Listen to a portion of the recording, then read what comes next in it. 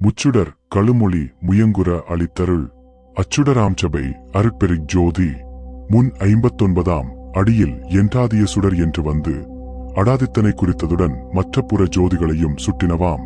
இங்கு முச்சுடர்கள் நம் பிண்ட தேக உயிர்நிலை விளக்க வந்துள்ளனவாம். சுடர் என்றாலே சுடுந்தன்மையை உணர்த்தி நிற்பதால் இங்கு உடல் உயிர்க்கு உரித்ததாய் கொள்ளப்படுவதாம்.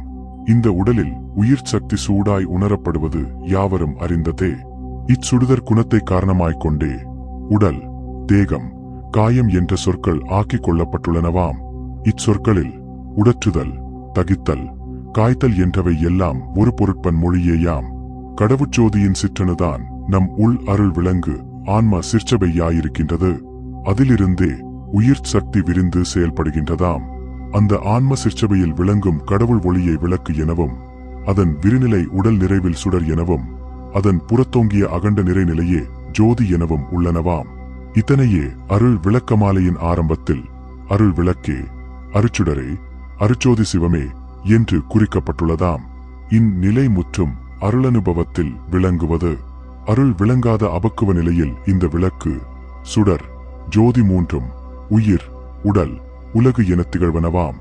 அருள் விளக்க மாலை அருள் விளக்க உரையில் காண்க. நமது கடவுட்ஜோதி அருட்பெரு ஜோதியாக ஆன்மாவுக்குள்ளிருந்து திருவருளால் உயிர் இயக்கத்திற்கு உதவி கொண்டிருக்கின்றதாம். உயிரில் விளங்குகின்ற சோம, சூரிய, அக்கினி ஆகிய முச்சுடர்களும் கூடிய ஒளியோ நம் அருள் ஒளிக்கு நிகராகாது. அவ்வருள் ஒளியே சுத்த சன்மார்க்க அனுபவத்தில் அருட்சுடராக விளங்குகின்றதாம். இதுதான் நம் திருவருட் பிரகாசரின் சுத்த சுகானந்த வடிவமாம். அருச்சுடர் வடிவில் திரிசுடர் உண்மையே சுத்த பிரணவ ஞான தேகமாக விளங்குகின்றது. முச்சுடர்களுக்கு ஒளியளித்து அவற்றை விளங்கச் செய்து கொண்டு விளங்குகின்றதுதான் இந்த அருட்சுடராகிய அருட்பெருஜோதியாம். அருச்சுடர் கொண்டு அருள் உடல் பெற்று அழியாது பேரின்ப சித்தியோடு வாழ்வதுதான் நம்பதி ஆணை. இதுவல்லாது யோக சித்தி மார்க்கத்தால் காயசித்தி பெற்று விளங்கினும் பயனில்லை, வாழ்வுமில்லையாம். 3 மடக்குடை பாம்பிரண்டெட்டுள வேண்டனியந்திரம் 12 அங்குலம் நான்றவிழ் முட்டை இரண்டையும் கட்டிட்டு ஊன்றியிருக்க உடம்பழியாதே என்றும் மூலத்துவாரத்து மூலும் ஒருவனை மேலத்துவாரத்து மேலுற நோக்கி முக்காலுற்ற காலனை காய்ந்தங்கி யோகமாய் ஞாலக் கடவுர் நலமாய் இருந்ததே என்னும் திருமந்திர கருத்தால் பெறப்படும் உடல் அழியாமையால் வாழ்வு நிலைப்பதாயில்லை. ஆகையால் உடல் வாழ்வுக்கு அருள் ஒளியே துணையாய்க் கொள்ள வேண்டியிருக்கின்றது. அருட்சிவபதியை திருப்பெருந்துறை எனும் அகப்பெரு வெளியில் கண்டோன்றி நின்று உலகும் உயிரும் அவருடைய அருள் வடிவே எனக் கொண்டு வாழ்த்தலால் அருளின் பானுபவத்தோடு திகழலாம் என்பது திருமூலரின் திருவுள்ளம், அவருடைய சான்று.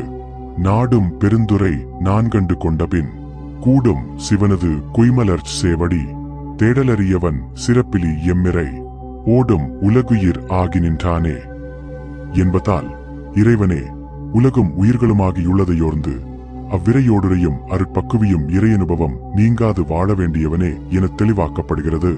திருமந்திரத்திலும் திருவாசகத்திலும் புதைந்து கிடக்கும் இக்குறிப்பே சுத்த சன்மார்க்கத்திற்கு வித்தாக இருந்து திருவருட்பாவில் விளைவு கொண்டுள்ளதாம். இதனால்தான் நம் வள்ளல் பெருமான் இச்சுத்த சன்மார்க்கத்தின் உண்மையை அறிய வேண்டின் திருமந்திரத்தையும் திருவாசகத்தையும் ஊன்றி நோக்கும்படி கூறியிருக்கின்றார். எல்லா உண்மையையும் வழங்க வந்துள்ளது நம் அருட்பெருஞ்சோதியே. அதனை இவ் அகவலில் கண்டு தெளிகின்றோம்.